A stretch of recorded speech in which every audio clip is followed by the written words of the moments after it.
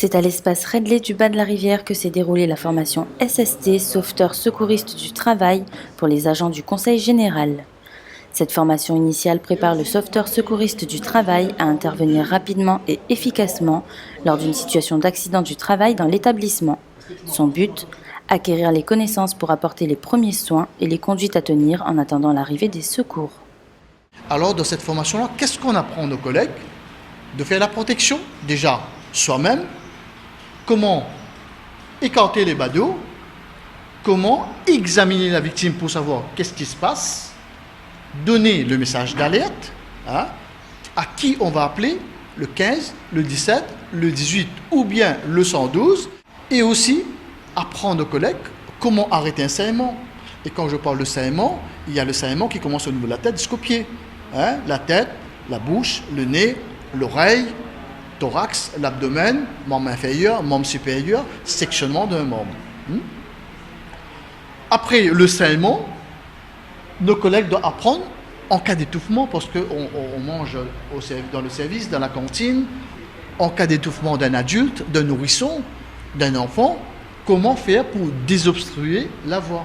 Aussi, après l'étouffement, il y a la réanimation cardio-pulmonaire. Comment savoir quand est-ce qu'on va faire la réanimation cardio-pulmonaire?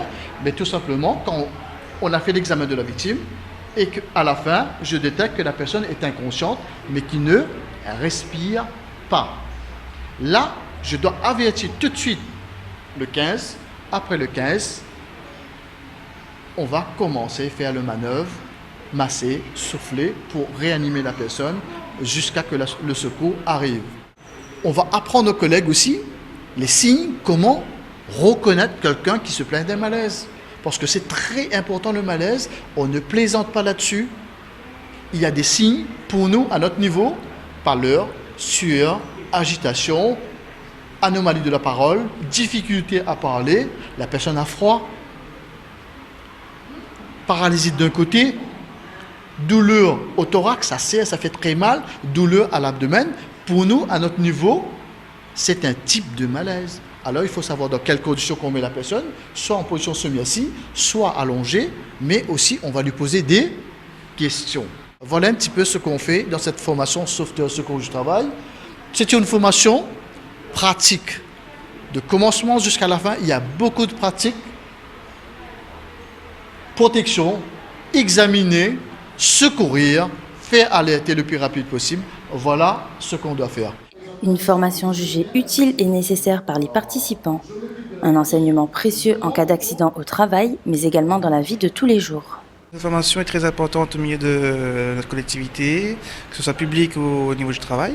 Donc en cas de besoin, si un collègue fait un malaise, se coupe, se brûle, donc on sera toujours là pour apporter l'assistance médicale du premier secours avant que les pompiers ou autres collègues dans le milieu de la prévention arrivent.